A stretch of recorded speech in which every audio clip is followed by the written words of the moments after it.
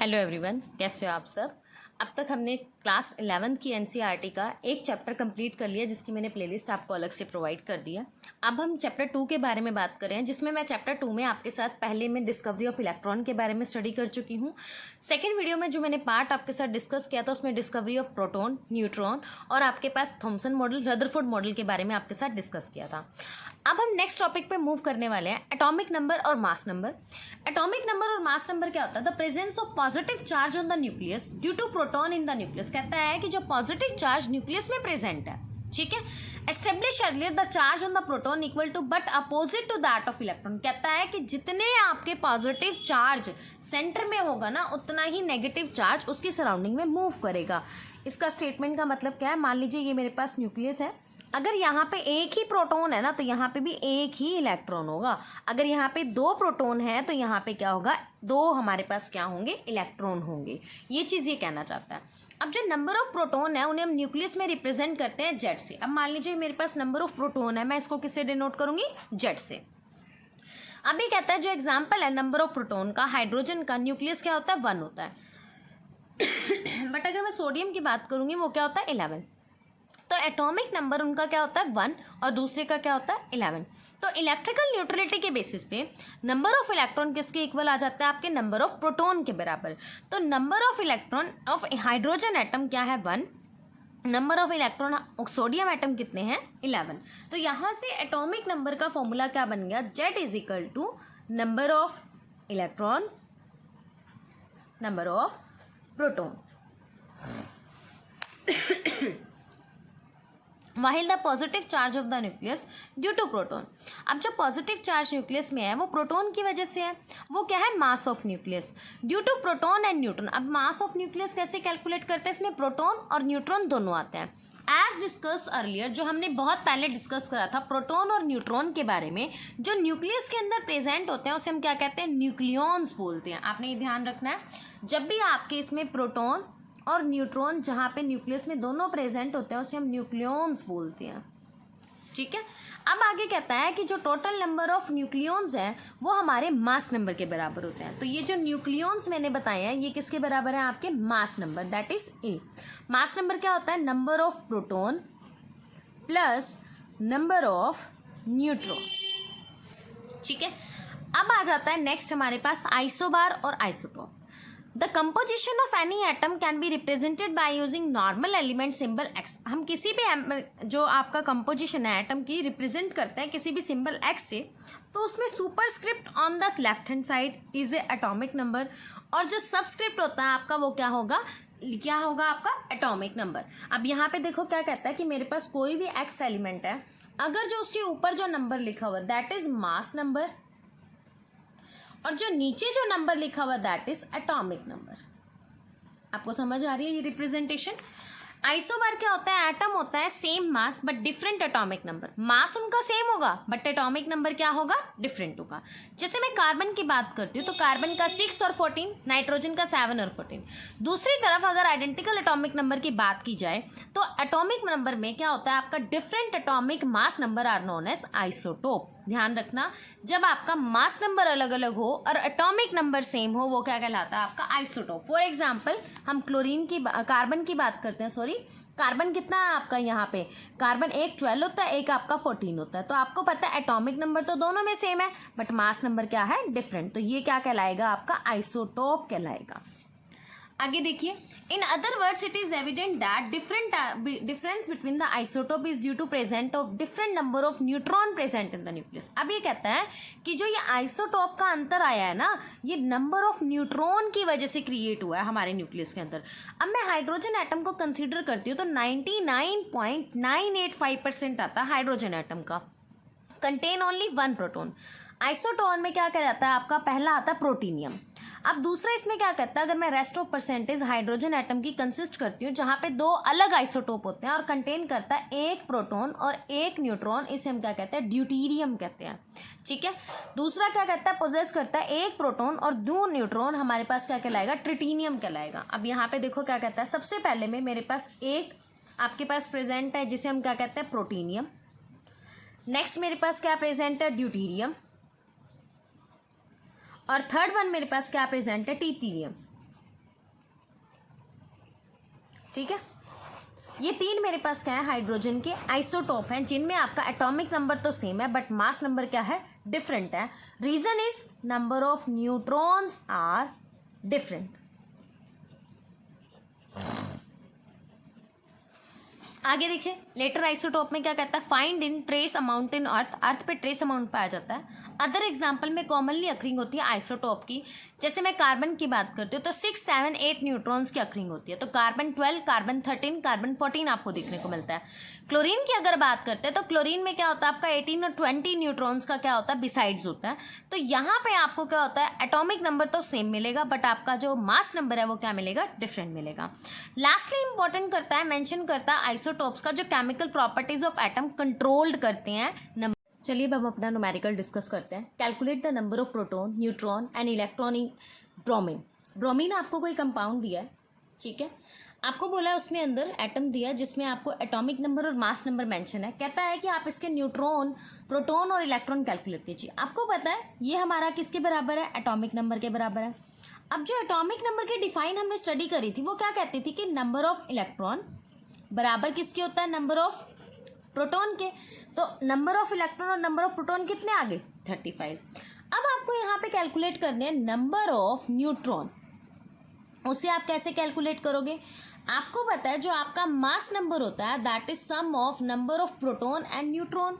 तो अगर मुझे न्यूट्रॉन निकालना है तो मैं प्रोटॉन को क्या करूंगी, मास नंबर से सब्ट्रैक्ट कर दूंगी.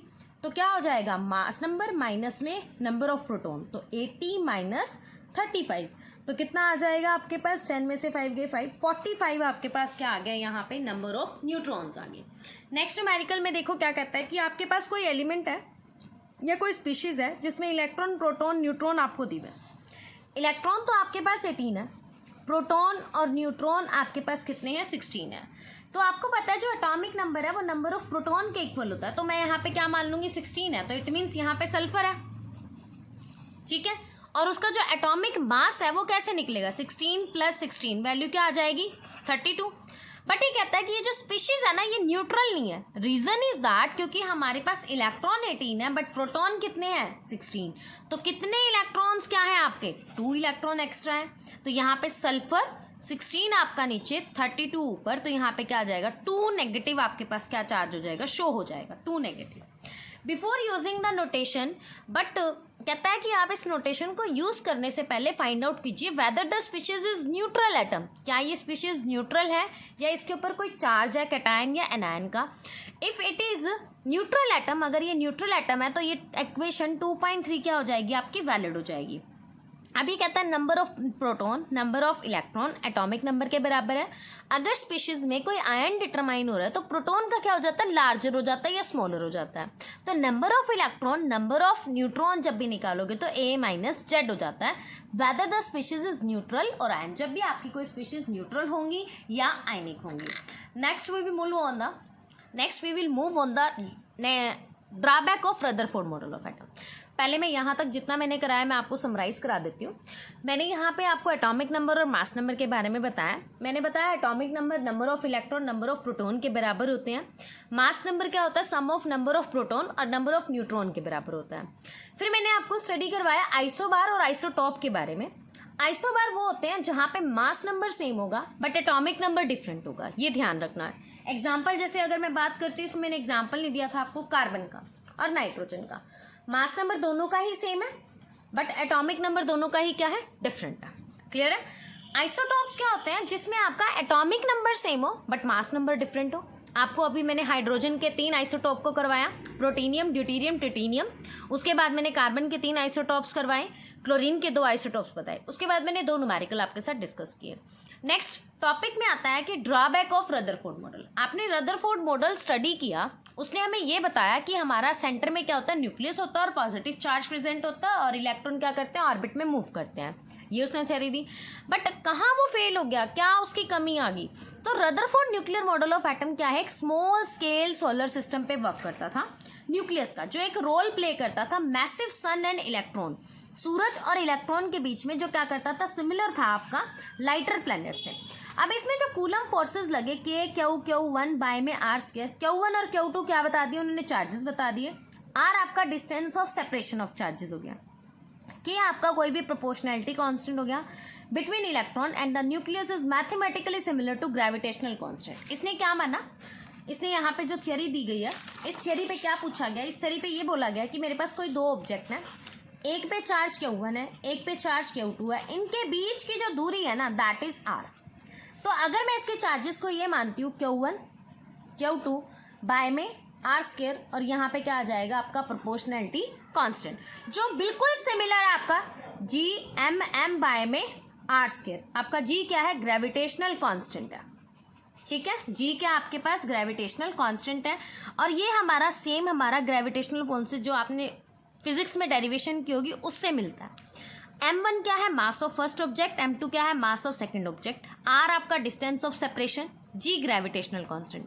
जब मैं क्लासिकल मैकेनिक्स के अंदर सोलर सिस्टम में इसे अप्लाई करती हूँ तो जो प्लैनेट डिस्क्राइब करता है वो वेल डिफाइंड ऑर्बिट बताता है सन के चारों तरफ। ये जो थियरी है ये कैलकुलेट करती है प्रिसाइजली और प्लेनेटरी ऑर्बिट को, और ये क्या करती है, एक एग्रीमेंट का काम करती है एक्सपेरिमेंटल मेजरमेंट में।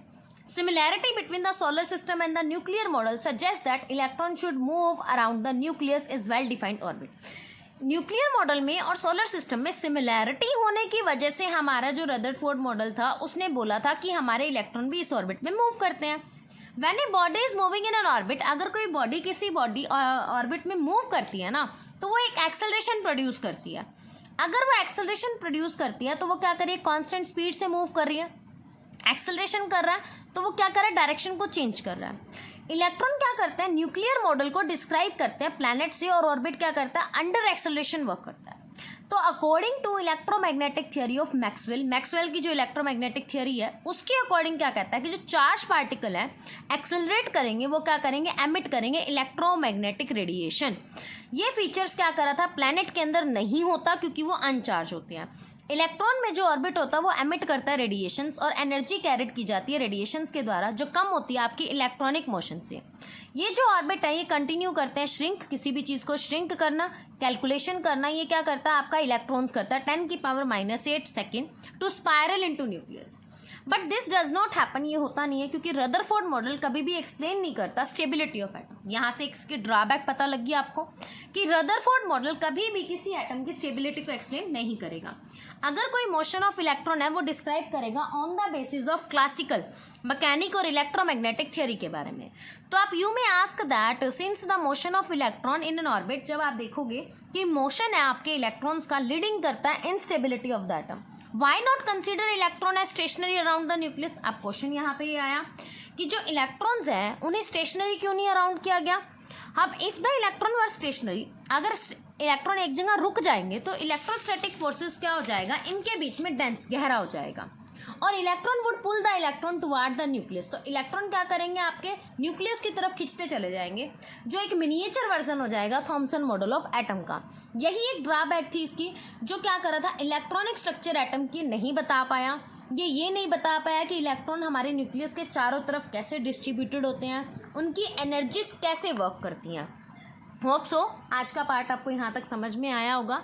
आज मैंने atomic number, mass number, isobar, isotope और ड्रॉबैक ऑफ रदरफोर्ड मॉडल के बारे में आपके साथ डिस्कस किया है। कल हम इन्हीं से ही रिलेटेड नीट में आने वाले क्वेश्चंस के बारे में करवाएंगे, सॉल्व करवाऊंगी मैं आपसे नीट के क्वेश्चंस, PYQ 6 या 7 क्वेश्चंस होंगे जिनका स्लोट कल आपसे पहले डिस्कस किया जाएगा। फिर हम नेक्स्ट टॉपिक में मूव करेंगे, Bohr model of atom. Hope so आपको मेरा कंटेंट समझ में आता है।